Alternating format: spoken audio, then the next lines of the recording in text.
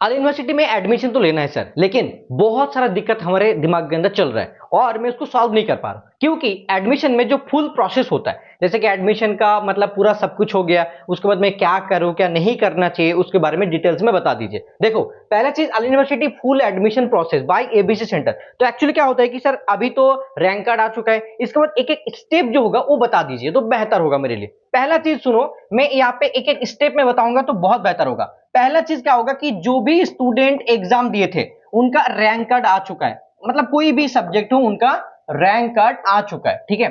Rank card आने के बाद क्या होगा, अगर मैं यहाँ पे बात करूं, दो अलग अलग चीज होता है, ठीक है। कुछ लोगों का क्या होगा, मेरिट लिस्ट आएगा, ठीक है, कुछ लोगों का मेरिट लिस्ट यहाँ पे पब्लिश होगा, ओके। आप बोलोगे सर इतना तो ठीक है, समझ गया कि मेरिट लिस्ट आएगा, लेकिन और तो दूसरा एक भी चीज होता है कि सर क्या चीज होता है सर, वो चीज बता दीजिए। जिसका मेरिट लिस्ट नहीं आता है, ठीक है, वहां पे उन लोगों को डायरेक्टली काउंसलिंग में बुलाया जाता है, ठीक है।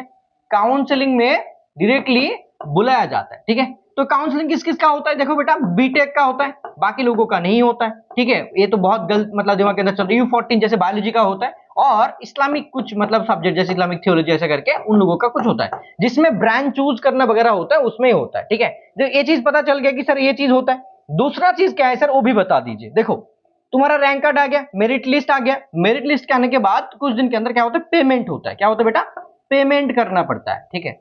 जैसे पेमेंट वगैरह ये मैक्सिमम 2 डेज रहता है कि 2 डेज में उसको कंप्लीट करना पड़ेगा, ठीक है।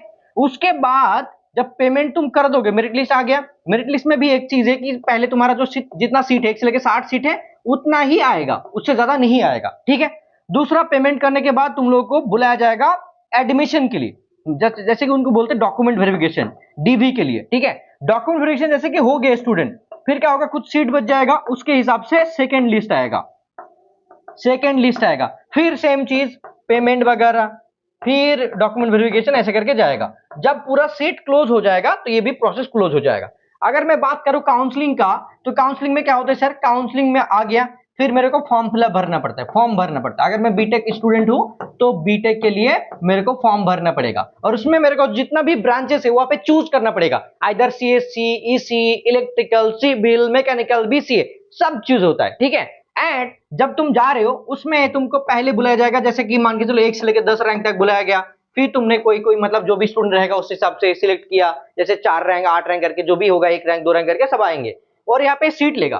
तो एक दो पॉसिबिलिटी यहाँ पे है, जैसे कि जिसका सीट यहाँ पे क्लोज हो जाएगा और यहाँ पे सीट क्या होगा, मतलब जो भी बचा रहेगा, लेफ्ट रहेगा सीट, वो सारे के सारे यहाँ पे शो करेगा। मान के चलो जितना सीट अभी बच जाए ना, तो ये फिर दूसरे जो बंदे आएंगे उनको बुलाया जाएगा। तो यहाँ पे उसी दिन काउंसलिंग के दिन, मतलब फर्स्ट हाफ और सेकंड हाफ ऐसे करके होता है, फर्स्ट हाफ और सेकंड हाफ ऐसे करके तुम्हारा काउंसलिंग प्रोसेस होता है, ठीक है। और उसी टाइम होने के बाद फिर तुमको पेमेंट करने के लिए बोला जाएगा। जैसे पेमेंट कर दोगे, ये होता है करीब 8,000 करीब होता है बीटेक के लिए, ठीक है। पेमेंट हो गया, फिर तुम्हारा डीबी हो जाएगा, डॉक्यूमेंट वेरिफिकेशन हो जाएगा, पेमेंट पूरा कंप्लीट हो जाएगा। फिर तुमको जो एडमिशन आलिया में तुमने ले लिया ना, तो मार्कशीट के नीचे एक ठप्पा लगा दिया जाएगा, उसके साथ एक तुमको चिरकुट दिया जाएगा, जैसे तुम्हारा रोल नंबर ये हो गया, उनके साथ ये तुम्हारा एडमिशन रिसिप्ट हो गया, ऐसे करके तुमको वहां पे दिया जाएगा। तो ये फाइनल है, तुमको वहां पे रोल नंबर भी प्रोवाइड किया जाएगा कि इतना तुम्हारा रोल नंबर हो गया।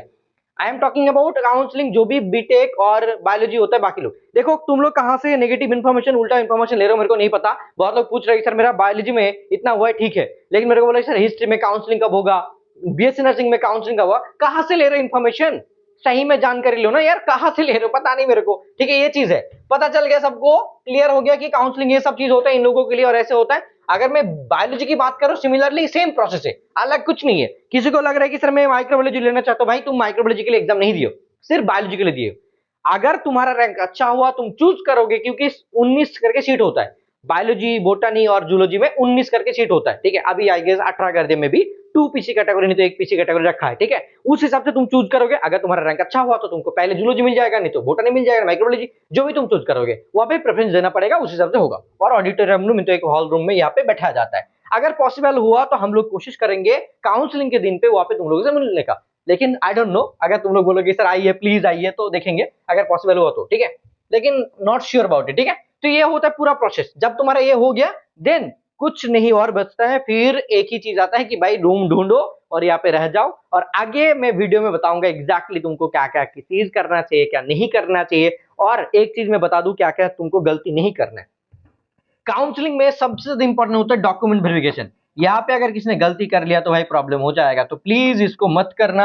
ऑलरेडी डॉक्यूमेंटेशन में क्या क्या चीज लगेगा वो हर एक चीज मैंने बोला है, उसको जाके चेकआउट करो। एबीसी सेंटर तुम्हारे लिए इतना काम कर रहा है, यहाँ पे मैसेज कर दो अगर कोई डाउट है तो हमारी टीम तुमको हेल्प करेगा, श्योर 100%। और तुम भी जानते हो, हम भी जानते हैं कि एबीसी सेंटर तुम्हारे लिए कितना अच्छा काम कर रहा है, ठीक है। देखो सिर्फ हमारा काम नहीं है कि पढ़ाना, पढ़ाने के साथ साथ अच्छे गाइडेंस, क्या करना चाहिए, कैसा चीज चूज करना चाहिए, कौन से रास्ते पे जाना चाहिए, हर एक चीज में तुम्हारा एबीसी सेंटर टीम, तुम्हारा आमिर सर, पुकी सर सब कुछ हेल्प करते हैं। तो भाई यही चीज बोलूंगा कि टेंशन ज्यादा मत लो, जस्ट रिलैक्स चिल करो एंड अच्छे से पूरा प्रोसेस को सही से कंप्लीट करो। और welcome to our university, Aliah university. Okay, सबको हमारी तरफ से बहुत बहुत शुभकामना, जो भी स्टूडेंट का सिलेक्शन हुआ है। और सबसे बढ़िया चीज, जिसका सिलेक्शन नहीं हुआ है टेंशन मत लो भाई, बिंदास चिल करो, नेक्स्ट ईयर तो और मौका है ना, उसको कर लो। और देखो जिसका नहीं हुआ है ना, जैसे ज्यादा टेंशन लेने की कोई जरूरत नहीं, कोई जरूरत नहीं। जितना भी मैंने प्रोसेस बोला इसको फॉलो करो, पूरा एडमिशन कंप्लीट करो। जिसका नहीं हुआ नेक्स्ट ईयर प्रिपरेशन स्टार्ट करो, नहीं तो दूसरा कोई मिल रहा है तो वहां पे जाके ज्वाइन कर लो एंड इसको फिनिश करो। ईयर गैप मत लो, मत लो, मत लो, हर बार बोल रहा हूं, तुमको बोल रहा हूं, ठीक है। और हमारे तुम्हारा पुकी सर, आमिर सर ने सब बता दिया, तो रिलैक्स चिल करो, ठीक है। All the best, thank you so much, love you all, बच्चा बाड़ी। मिलते हैं तुम्हारे साथ नेक्स्ट वीडियो के अंदर। Bye bye, tata, take care, bye.